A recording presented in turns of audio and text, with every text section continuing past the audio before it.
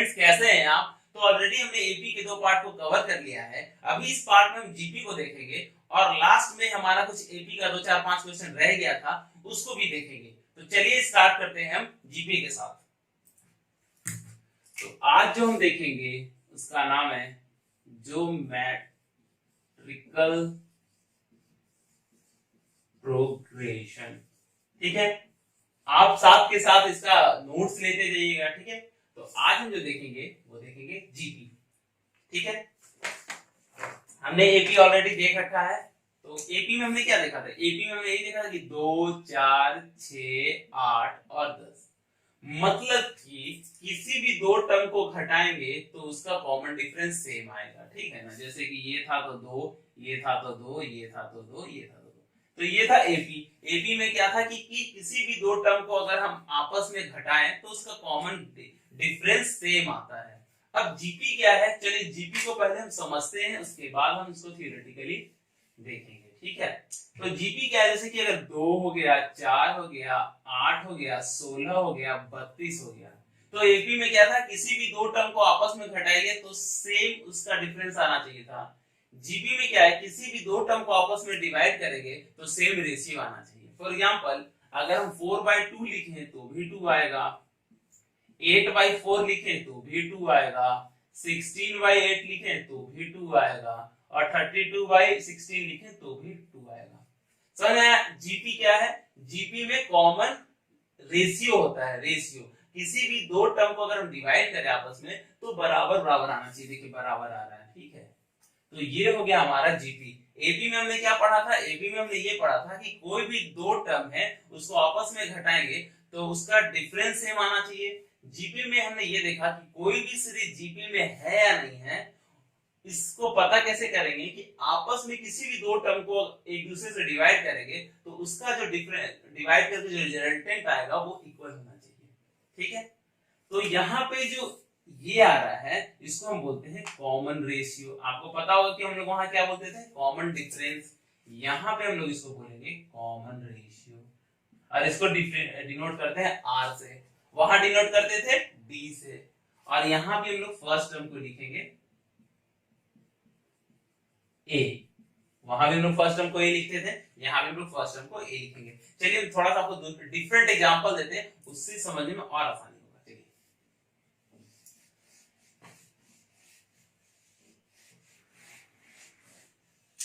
पहले के हम अभी, इसके बाद हमारा 2 पार्ट और आएगा। 2 पार्ट में हम लोग थियोरेटिकल पार्ट को कवर कर लेंगे। उसके बाद अगला 3 पार्ट में हम सिर्फ और सिर्फ प्रैक्टिस करेंगे और कम से कम भी तो हम 50 से 60 क्वेश्चन का प्रैक्टिस करेंगे। तो ओवरऑल हमारे 10 वीडियो में 100 क्वेश्चन का प्रैक्टिस हो जाएगा, which is more than enough. अगर आपको एनइमसेट पॉइंट ऑफ व्यू से देखें तो 200 क्वेश्चन किसी भी चैप्टर को करें तो मोर देन इनफ है। चलिए अभी हम आगे बढ़ते हैं, फिर हम इसी से बात करेंगे।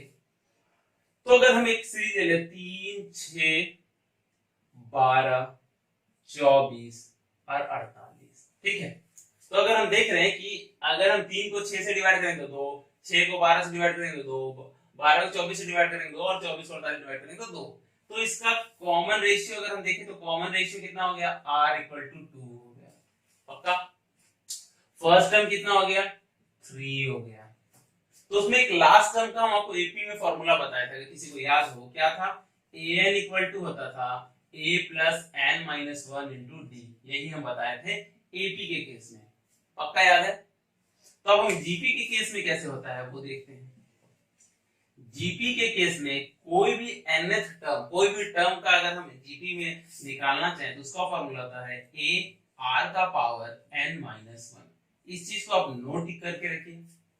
तो अगर हमारा कौन सा टर्म हो गया? ये पहला टर्म हो गया, ये दूसरा हुआ, ये तीसरा हुआ, ये चौथा हुआ और ये पांचवा हुआ। ठीक है, अगर हम आपसे बोले कि हमें पांचवा टर्म निकाल के दिखाओ फॉर्मूले से, तो कैसे निकालेंगे? अब देखते हैं। हमें निकालना है क्या? पांचवा टर्म a5। ठीक है, कैसे निकलेगा? तो पहला टर्म हमारा क्या हो गया? 3। r हमारा कितना हो गया? r हमारा 2 है, 2 का पावर n, n कितना है? 5, 5 का निकालना है, 5 - 1 तो कितना हो गया? 3 × 2 का पावर 4 = 3 × 2 × 2 × 2 × 2। तो कितना आ गया? अगर हम देखेंगे तो 16 × 48, जो कि यहाँ पे आ रहा है। क्लियर है? इसका अगला टर्म क्या होगा? 48 का अगर हम आगे बढ़ाएंगे तो 96 होगा। अब देखते हैं कि छठा टर्म 96 आ भी रहा है कि नहीं आ रहा। आप एक बार खुद से ट्राई कीजिए कि 96 आ भी रहा है कि नहीं आ रहा। तो कैसे लिखेंगे, a लिखेंगे 6 लिखेंगे। अब क्या लिखेंगे 6 में हम लिखेंगे ARn-1। a हमारा 3 है, r हमारा 2 है, n हमारा 6 है -1, तो कितना हो गया 3 × 2 का पावर 5, तो 32 दिया। समझ में आया। फिर हम लोग आगे बढ़ते हैं। अब हम आपको थोड़ा सा कॉन्सेप्ट बताते हैं पहले कि अगर एपी में होता तो एपी में तेरी माता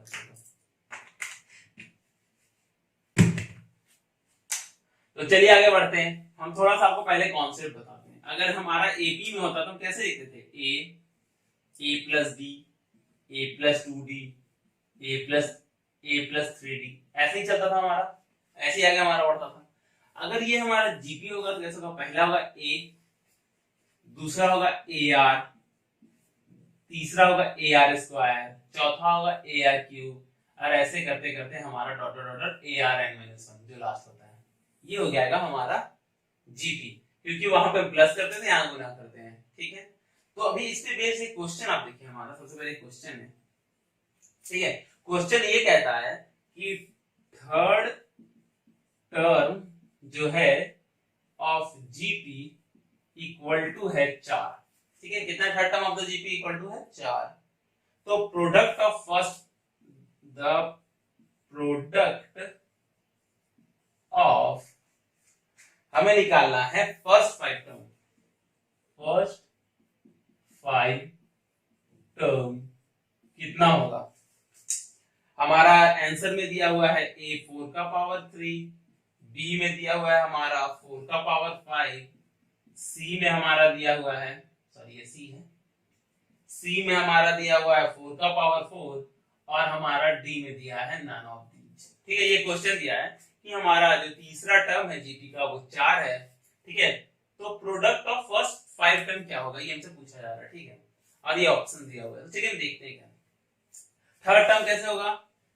ARn-1 होता है लास्ट टर्म, तो हमें निकालना क्या है थर्ड टर्म। तो थर्ड टर्म कैसे होगा, a लिखेंगे, r लिखेंगे, 3 - 1 a लिखेंगे, तो ये कितना आ जाएगा AR²।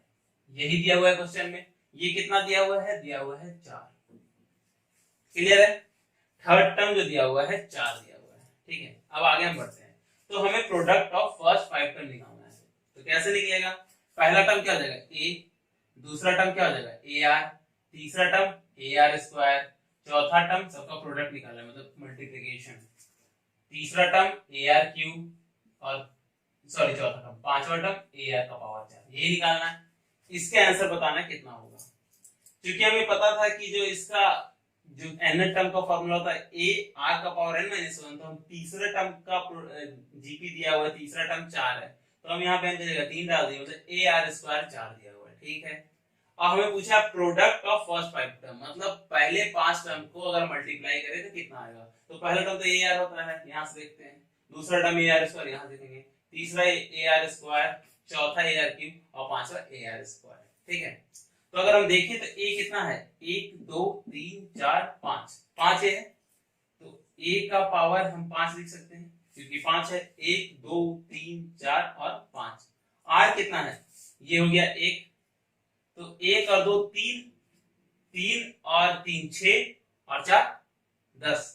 तो अगर हम यहाँ r लिखेंगे, स्क्वायर कर देंगे तो हो जाएगा 5 दूनी 10 और a पे 5 ही आएगा, तो इसका पावर 5 हो जाएगा क्योंकि r हमारे पास 10 है, तो r का स्क्वायर कर दिए। अब ये जब स्क्वायर से इंटू होगा तो 5 × 2 10 हो जाएगा और a में कुछ नहीं है तो a का पावर 5 ही रहेगा। और ये हमारा कितना दिया हुआ है, 4 दिया हुआ है, तो आंसर आएगा 4 का पावर 5। ये कैसे हमने सॉल्व करा, क्योंकि हमारा थर्ड टर्म दिया हुआ था 4 है, तो ARn-1 में रख दिया, तो AR² का वैल्यू 4 दिया था। अब बोल रहा था कि पहले 5 टर्म को इंटू करेंगे तो कितना होगा, तो पहला कौन जाएगा a × AR × AR² AR³ और AR4। तो हम देख रहे हैं a कितना है 5 है, तो a का पावर 5 कर दिया, और r 10 है तो r² कर दिया और यहाँ 5 है, क्योंकि ये 10 हो गया और ये हो गया हमारा 5, तो हमारा आंसर हो गया 4 का पावर 5। चलिए आगे बढ़ते हैं। तो चलिए फिर हम लोग आगे बढ़ते हैं, अगला क्वेश्चन देखते हैं। अगला क्वेश्चन हमारे पास ये दिया हुआ है, आप चाहे तो खुद से एक बार ट्राई कर सकते हैं, लेकिन पहली बार मैं चाहूंगा कि आप वीडियो देख लें आप समझ लीजिए, अगले बार फिर से वीडियो को आप देखिए और सिर्फ क्वेश्चन जब आए तो उसको पॉज कर लिए और खुद से बनाइए। एक बार वीडियो देखिए समझने के लिए, पूरा देख लीजिए, दूसरी बार आप वीडियो को फिर से चलाइए और हर क्वेश्चन को खुद से बनाइए।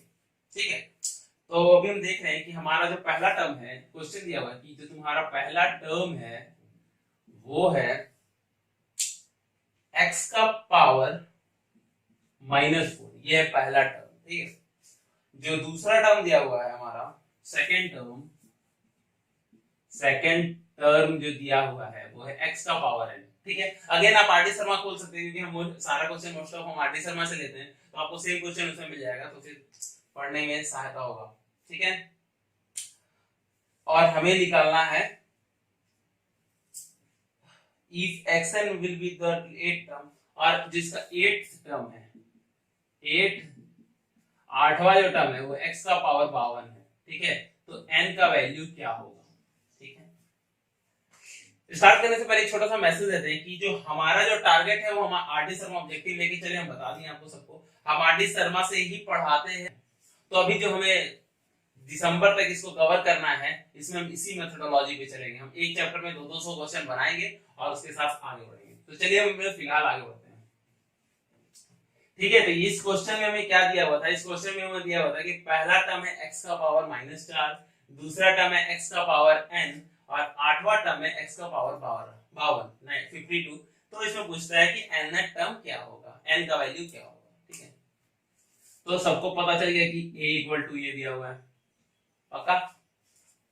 और हमारा सेकंड टर्म हो गया ar इक्वल टू x का पावर n दिया हुआ है। ठीक है, सेकंड टर्म सॉरी।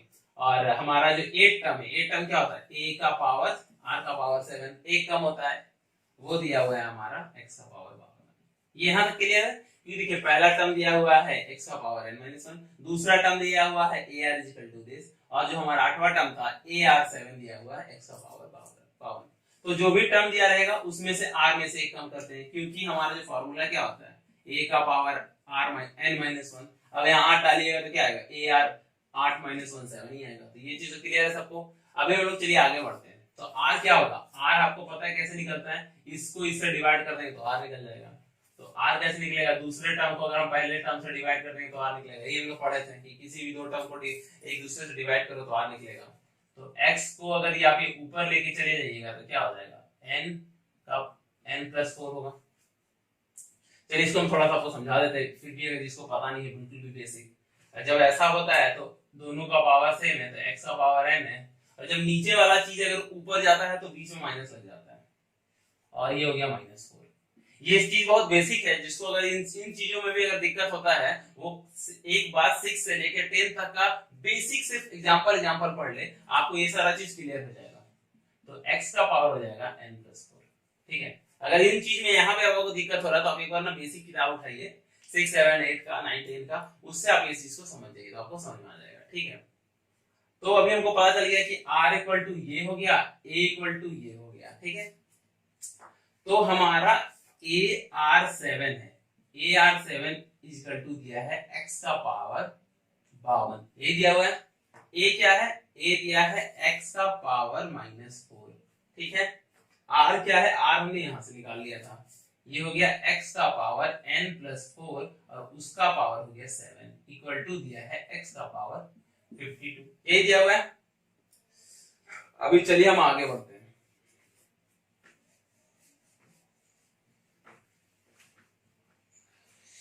आगे बढ़ते हैं हम। तो हमारा क्या दिया, अगर हम इसको गुना करें तो कितना हो जाएगा, x का पावर -4 ही रहेगा यहाँ, इंटू x का पावर कितना हो जाएगा 7n और प्लस हो जाएगा 28 इक्वल टू हो जाएगा x का पावर 52। यही होगा, क्लियर है। अगर हम सारे को जोड़ दे, पावर जुड़ जाता है तो कितना हो जाएगा, x का पावर n+24 इक्वल टू हो जाएगा x का पावर 52। क्यों, क्योंकि ये 28 में से 4 चला जाएगा तो बच जाएगा 24, तो x कट गया तो कितना हो जाएगा, x 7n 24 इक्वल टू 52, तो 7n इक्वल टू हो जाएगा, अगर 52 में से 24 चला जाएगा कितना हो जाएगा, 12 में गया था 8, 28, तो n इक्वल टू आ गया हमारा यहाँ पे 4। तो आंसर हो गया, n का वैल्यू कितना हो गया हमारा 4, और आंसर आ कितना रहा है हमारा, देखिए आंसर आ भी रहा है 4। समझ में आया कैसे आया, चलिए एक बार हम आपको ब्रीफ करते हैं। पहला टर्म जो दिया हुआ था x का पावर n माइनस 4 दिया था, सेकेंड टर्म दिया था x का पावर n, और आठवां टर्म दिया था ये। तो n का वैल्यू आपसे पूछ रहा था। तो पहला टर्म तो देखिए a तो जो होगा हमारा x का पावर है, यही हो जाएगा x का पावर माइनस 4। तो हमारा सेकेंड टर्म हो जाएगा a r, वो x का पावर n हो जाएगा। और जो सातों आठवां टर्म है वो क्या होगा, a r 7, एक कम होता है r पे, तो a r 7 इक्वल टू इतना दिया हुआ है, ठीक है। r कैसे निकालेंगे, r निकालने के लिए हमको बताया था आपको कि r इक्वल टू होता है सेकंड टर्म्स को डिवाइड कर दिए फर्स्ट टर्म से, तो क्या होगा x का power n divided by x का पावर n माइनस 1। तो ये कितना आएगा, x का पावर n प्लस 4, यही आएगा। अभी आठवां जो टर्म था वो कैसे निकाल सकते हैं, a r 7 is equal to हो सकता है ये वाला चीज, ये दिया हुआ है क्वेश्चन में।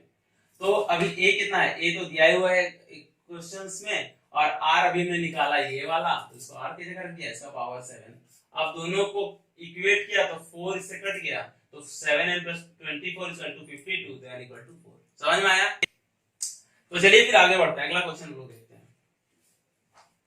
अगला क्वेश्चन ये कह रहा है कि सपोज कोई a1 a2 a3 है, a1 a2 a3 ये जीपी में है, ठीक है। हमारा क्या दिया, a1 a2 a3 और an जीपी में है, जिसमें आपको ये दिया है a4 by a6 equal to दिया है 1/4, ये आपको दिया हुआ है। क्या दिया हुआ है हमें, a4 by a6 equal to दिया है 1/4, और एक चीज दिया है a2 plus a5 equal to 216, ये दिया हुआ है। क्या मैंने दिया है कि a2 और a5 इक्वल टू 216 और a4 by a6 equal to 1/4। तो आपसे पूछ रहा है कि a1 का वैल्यू बताओ, a1 का क्या वैल्यू होगा। क्वेश्चन हमसे क्या कहा कि बोल रहा है कोई एक सीरीज होगा जीपी में जिसमें a4 by a6 equal to 1/4 है, तो और a2 plus a5 equal to 216 है, तो a1 का क्या वैल्यू होगा, तो ये हमसे पूछ रहा है, ठीक है। तो चलिए हम लोग सॉल्व करते हैं। a4 को कैसे कैसे लिख सकते हैं, a4 को लिख सकते हैं a का power r3 a into r3, ऐसे लिख सकते हैं। a6 को क्या लिख सकते हैं, a का पावर r का पावर 5, ये लिख सकते हैं एक का। इस फॉर्मूला के आधार पर भी बहुत बार बचा चुके हैं, a r n माइनस 1। इसके आधार पर अगर 4 रहते हैं, 4 रखिएगा तो क्या आएगा, a r q आएगा, ठीक है। एक 6, a6 पे अगर यहाँ 6 रखिए तो क्या आएगा, a r 5, ये आएगा, ठीक है। इक्वल टू दिया हुआ है हमारा 1/4, ये दिया हुआ है।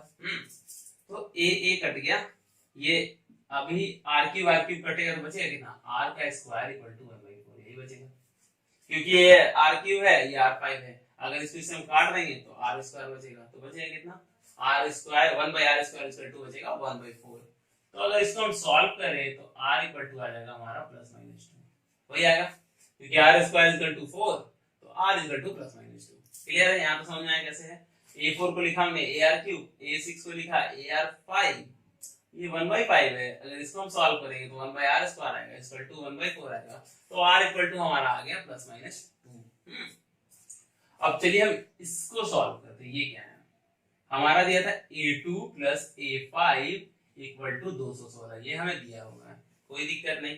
a2 को कैसे लिख सकते हैं, ar, a5 को ar का पावर 4 इक्वल टू दिया हुआ हमारा 216, ये पूछा दिया हुआ है।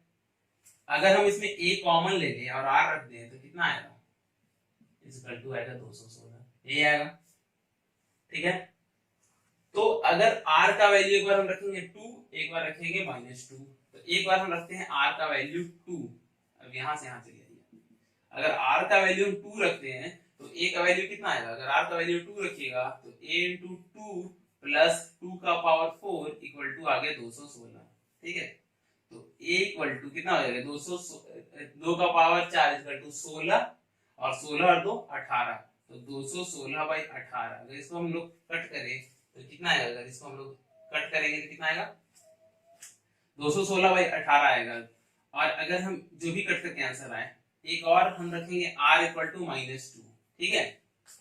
तो r इक्वल टू -2 रखेंगे तो क्या आएगा, a इक्वल टू आ जाएगा, r का जगह रखेंगे -2, तो -2 और प्लस -2 का पावर 4 इक्वल टू आ गया 216, यही आएगा। तो कितना आ जाएगा, ये हो गया 2 का पावर 4 16, और ये -2 से कट जाएगा तो कितना आएगा 14 इक्वल टू आएगा 216, तो a इक्वल टू आएगा 216/14, ये आया। तो a का क्या आंसर आया, ए का जो आंसर आएगा, अगर इसको हम सॉल्व करेंगे तो आंसर आएगा 1 का आएगा। अगर इसको हम 2 से काटे तो 7 बार में कटेगा, 2 से काटे तो कटेगा 108, तो 1 आएगा 108/7। और अगर इसको हम इससे काटेंगे तो आएगा 12, तो 1 आएगा 12।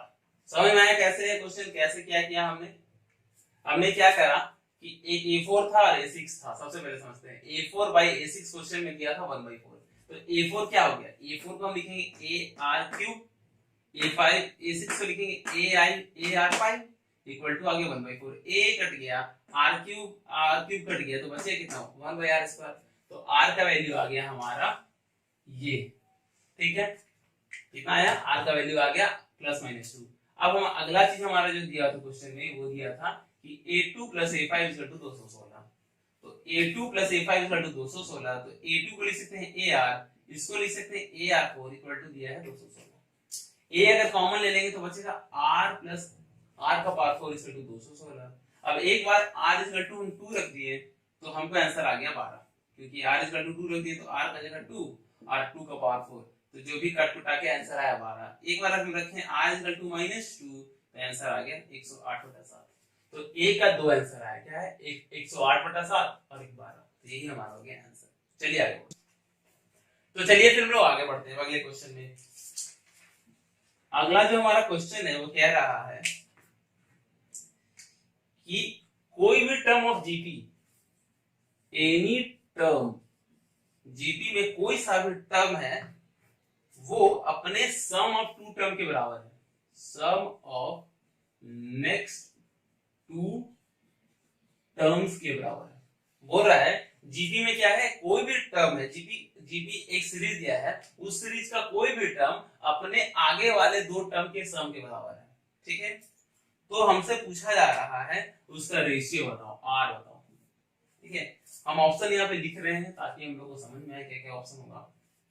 पहला ऑप्शन है √5/2, दूसरा ऑप्शन है √5 + 1/2, तीसरा ऑप्शन है हमारे पास -√5 - 1/2 और चौथा ऑप्शन है हमारा नन ऑफ दीज, ठीक है।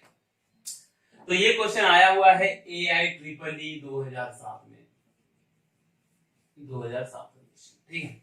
हमने क्या देखा, हमने देखा क्वेश्चन ये कह रहा है कि कोई भी टर्म ऑफ जीपी हो वो अपने सम ऑफ नेक्स्ट 2 टर्म के बराबर हो।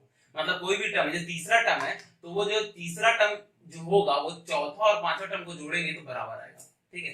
तो उसका हमें पूछता है आर क्या है, ठीक है। तो हम समझते हैं क्या है। मान लीजिए कोई भी टर्म है, एलएन टर्म तो हमारा यही होता है, कॉमन टर्म तो हमारा यही होता है, हमने यही पढ़ा था कि फार्मूला में ARN आंसर, ये अपने नेक्स्ट 2 टर्म के सम के बराबर होगा। तो इसका अगला टर्म क्या होगा, a का पावर n, एक जुड़ जाएगा इसमें। उसका अगला टर्म क्या होगा, a का पावर n + 1, यही होगा पक्का, क्योंकि हमें ये दिया था कि कोई भी टर्म है तो कोई भी n टर्म क्या होगा, ar का पावर n - 1, एक हम लोग फार्मूला से पढ़े थे। तो इसका अगला टर्म क्या होगा, इसमें एक जुड़ेगा तो r हो जाएगा, फिर इसमें एक जुड़ेगा तो n + 1 होगा, यही होगा नेक्स्ट टर्म। अब चलिए सब में से a काट कर दिया कट। अब सब में से n - 1 कट करोगे तो क्या होगा, अगर इसमें से n - 1 कट करेंगे तो यहाँ 1 होगा, यहाँ r होगा और यहाँ आएगा r²। सब में से n - 1 हटा लिया, ठीक है। तो इसमें n - 1 हटा लिया तो इसमें तो एक ही बचेगा, अगर पूरा का पूरा हटा लिया। इसमें से अगर n - 1 हटा लेंगे तो n है तो बचेगा कितना, 1 बचेगा, r बचेगा। इसमें से n - 1 हटाएंगे तो कितना बचेगा, r² बचेगा, ठीक है। तो हमारे पास क्या निकल गया, r² + r - 1 = 0। क्वाड्रेटिक इक्वेशन का वहां पे फॉर्मूला लिखाते हैं, जब हम लोग क्वाड्रेटिक इक्वेशन पढ़ेंगे तो उसको अच्छे से देखेंगे। क्वाड्रेटिक इक्वेशन में क्या होता है कि कोई भी क्वाड्रेटिक इक्वेशन है, चलिए यहां लिखते हैं कि ax² + bx + c = 0 हो क्वाड्रेटिक इक्वेशन में, तो x का फॉर्मूला होता है -b ± √d/2a। b कैसे निकालते हैं, d होता है b² - 4ac, ठीक है। समझते हैं इसको कैसे निकालते हैं, एग्जांपल हम बताएं अगर आपको। तो जैसे कि अगर हमने आपको क्वाड्रेटिक इक्वेशन बताया कि a² + bx + c अगर ऐसा कुछ दिया है तो x का जो फार्मूला होता है -b + √d/2a। d कैसे निकालेंगे, b² - 4ac। इससे समझते हैं अभी के लिए। a क्या हो गया, ए हो गया जो इसके आगे लिखा हुआ है, देख रहे जो एक्स स्क्वायर के आगे जो लिखा था उसको बोलते हैं ए, कुछ नहीं लिखा है तो 1 हो गया, क्लियर है। बी क्या होता है, जो एक्स के आगे लिखा होता है, तो इसके आगे तो कुछ नहीं लिखा है तो अगेन 1 हो गया। सी क्या हो गया, जो बाकी जो कुछ भी बचा वो सी हो गया, तो सी हो गया हमारा -1, समझ आया। क्योंकि हमारा क्वाड्रेटिक इक्वेशन होता है a square plus bx plus c, तो x स्क्वायर के आगे जो लिखा था वो होता है a, तो कुछ नहीं लिखा है तो 1, x के आगे जो लिखा होता है b, कुछ नहीं लिखा है तो 1, और जो बचा हो गया c, ठीक है। तो r का क्या, तो x का क्या फार्मूला होगा, तो r का क्या फार्मूला होगा, -b प्लस d, चलिए हम जो d है उसको अंदर डायरेक्टली लिख लेते हैं, b square -4ac bye 2a, यही होता है। तो चलिए देखते हैं, b क्या हो गया 1, तो -1 हो गया, माइनस आगे डाला, b का जगह रख दिया 1, फिर हो गया प्लस और माइनस, b कितना है 1 है तो 1 का स्क्वायर -4, a कितना है 1 है इनटू 1, c कितना -1 है इनटू -1 का पावर बाय 2 इनटू a कितना 1 है, यही है। अगर आप इसको सॉल्व कीजिएगा तो देखिए ये 1 हो जाएगा और ये माइनस माइनस प्लस हो जाएगा, तो 1 + 4 कितना होगा 5, तो आएगा क्या चीज -1 प्लस माइनस √5/2, यही आएगा, पक्का यही आएगा। तो अगर इससे हमारा कौन सा दो ऑप्शन आ गया, अगर इसके बाद हमारा एक बार माइनस लेंगे एक बार प्लस लेंगे, तो एक बार माइनस लेंगे तो क्या आएगा -1 माइनस √5/2, और दूसरा है -1 प्लस √5/2, यही दो आएगा, ये दोनों आंसर आएगा। लेकिन क्वेश्चन में दिया हुआ था कि हमारा, क्वेश्चन में हमारा दिया हुआ था, एक चीज हम भूल जाते हैं कि r जो है वो ग्रेटर देन 0, ये हमारा दिया हुआ था, r पॉजिटिव है, तो ये वाला लेंगे तो निगेटिव हो जाएगा, और ये वाला लेंगे तो पॉजिटिव आ जाएगा। क्यों, क्योंकि √5 का वैल्यू कितना होता है, √4 का वैल्यू 2 होता है, तो √5 का वैल्यू 2 से तो कुछ ज्यादा ही होगा, तो 2 में अगर -1 घटाएंगे तो प्लस में ही आएगा, उसको डिवाइड करेंगे 2 से तो प्लस में ही आएगा, तो यही आंसर आएगा हमारा पहला वाला, ठीक है। और आंसर क्या दिया हुआ है, हमारा दिया हुआ है पहला वाला, ठीक है। हम कैसे समझे, चलिए एक बार फिर से आपको समझाते हैं, उसके बाद हम पूरा आगे क्लियर करेंगे। ये कहा था कि कोई भी टर्म ऑफ जीपी है वो सम ऑफ अपने अगले दो टर्म के बराबर है, तो हमने माना कि ये टर्म है, ए का मतलब n, तो इसका अगला टर्म क्या होगा a का पावर n, उसका अगला टर्म होगा a का पावर n+1, एक एक जोड़ते जाते हैं इसमें, है ना। अब a कट गया, अब हम सबको ये r को r का पावर n-1 से डिवाइड कर दिए, तो r का पावर n-1 से डिवाइड करेंगे कितना आएगा 1 आएगा सबको, और इसमें से r का पावर n-1 हटा देंगे तो क्या आएगा r आएगा, इसमें से r का पावर n- हटा देंगे तो r स्क्वायर आएगा, ठीक है। अब इतना आ गया, क्वाड्रेटिक इक्वेशन से हम समझ रहे हैं कि a इसके आगे जो लिखा है 1 होगा, इसके आगे जो लिखा होगा वो 1 होगा, और जो बचा c हो जाएगा, ठीक है।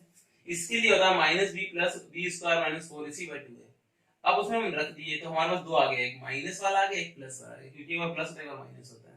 हमें क्वेश्चन में दिया था कि r का वैल्यू तुमको पॉजिटिव लेना है, तो माइनस वाला तो हट जाएगा क्योंकि दोनों दोनों माइनस में, तो ये आंसर होगा, क्योंकि √5 का वैल्यू 2 पॉइंट समथिंग होता है, तो 2 पॉइंट समथिंग में 1 जाएगा तब भी वो पॉजिटिव ही आएगा, मतलब 1 पॉइंट समथिंग आएगा, तो आंसर आएगा ये, ठीक है। समझ में आया, नहीं समझ में आया तो आप हमको बताइए कमेंट्स में, हम उसको फिर आगे सॉल्व करवाते हैं आपसे। अगर आपको वो क्वेश्चन समझ में आया तो अगला क्वेश्चन आप खुद से बनाइए, सेम क्वेश्चन है, इसमें बोला कि कोई भी टर्म ऑफ जो जीपी होगा, एनी टर्म ऑफ जीपी जो होगा वो अपने पहले वाले दो टर्म के बराबर जोड़ के बराबर होगा, मतलब सम ऑफ प्रीसीडिंग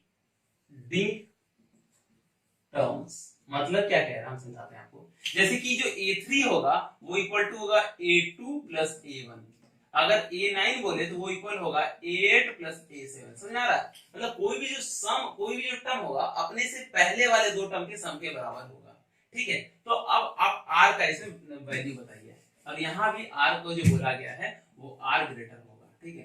तो r का वैल्यू पूछ रहा है, हम यहाँ पे ऑप्शन लिखते हैं, और ऑप्शन हमारे पास है 1 माइनस √5/2, √5 प्लस 1/2, √5 माइनस 1/2 और नन ऑफ दीज, ठीक है।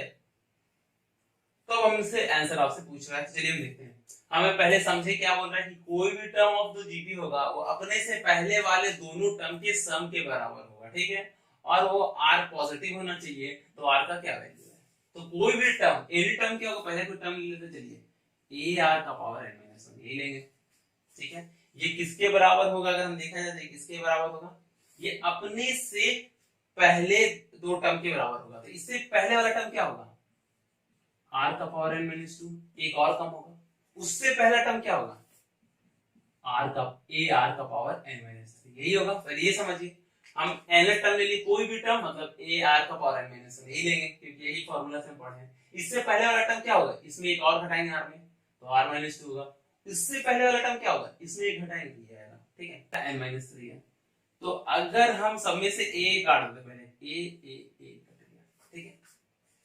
अब सब में से n माइनस 3 से डिवाइड कर देते हैं। तो अगर इसमें से सब में से n माइनस 3 अगर घटा दे तो क्या बचेगा, ये r स्क्वायर बचेगा, ये r बचेगा और ये बचेगा 1। अगर इसमें से n माइनस 3 हटा दे तो ये तो 1 हटेगा। इसमें से n माइनस 3 अगर माइनस करेंगे तो क्या बचेगा, 1 बचेगा। और इसमें से n माइनस 3 हटाएंगे तो बचेगा 2। कैसे बचेगा देख लीजिए, अगर इसमें से n माइनस 3 हटाते हैं तो n minus 3 minus n minus 3 यही घटाना है, तो क्या होगा n minus 1 minus n plus 3, तो क्या हो गया n कट जाएगा, 2 बचेगा। तो वही हमने लिखा है। n माइनस 2 में से अगर हम हटाते हैं n माइनस 3 तो क्या बचेगा, n minus 2 minus n plus 3, यही कट जाएगा तो r बच जाएगा, यही बचेगा। अगेन अगर इस चीज में किसी को भी दिक्कत हो रहा है तो मतलब कि आपको बेस बनाने का जरूरत है। आप एक बार 6 से लेकर 10 तक का सारा बुक्स पढ़िए, एग्जांपल पढ़िए। अगर आपको दिक्कत हो रहा है तो आगे बढ़ते हैं। तो r square minus r minus 1 equal to 0 होगा, यही होगा। तो अब ये जो हम आपको बताए थे क्वाड्रेटिक इक्वेशन से, उसमें क्या होगा, a इक्वल टू हो जाएगा जो r स्क्वायर के आगे है तो ये 1 है, b इक्वल टू हो जाएगा जो r के आगे जो है, तो r के आगे क्या है, माइनस 1 है, और बाकी जो बच गया हो गया c, तो c इक्वल टू माइनस 1, ठीक है। अब r का क्या फार्मूला होता है, minus b plus minus root d by 2a, यही हम लोग पढ़ा था अभी। तो माइनस b कितना, माइनस 1, तो माइनस 1 प्लस और माइनस d कैसे निकालते हैं, बताए थे कि d इक्वल टू क्या होता है, b square, d equal to क्या होता है, b स्क्वायर माइनस 4ac। तो b स्क्वायर क्या है, b कितना, माइनस 1, तो माइनस 1 का स्क्वायर माइनस 4, a कितना है, 1 है, और c कितना है, माइनस 1 है, डिवाइडेड बाई 2, a कितना है, 1 है। तो हम देख रहे हैं माइनस माइनस यहाँ प्लस हो गया, और ये फिर प्लस माइनस, इस सबको आप जोड़िएगा तो ये 1 और ये 4 कितना आ गया, रूट 5, नीचे आ गया 2। अब हमको लेना है r को पॉजिटिव, तो हम पॉजिटिव वाला लेंगे, निगेटिव वाला नहीं लेंगे। तो क्या आंसर आना चाहिए, 1 प्लस रूट 5 बाई 2। तो कौन सा ऑप्शन है, 1 प्लस रूट 5 बाई 2, ये बी। तो आंसर आ गया बी। समझ में आया कैसे किए। बोल रहा था कि कोई भी टर्म है वो अपने पिछले दो टर्म के सम के बराबर है, तो a कट गया। अब इसमें से r का पावर n माइनस 3 कॉमन ले लिए, तो बचा r square plus equal to r plus 1। ये चीज अगर नहीं समझ आ रहा तो आपको हम बोले 6 से 10 तक आप पढ़िए। अब इसके बाद ये आ गया क्वाड्रेटिक इक्वेशन से सॉल्व करें तो क्या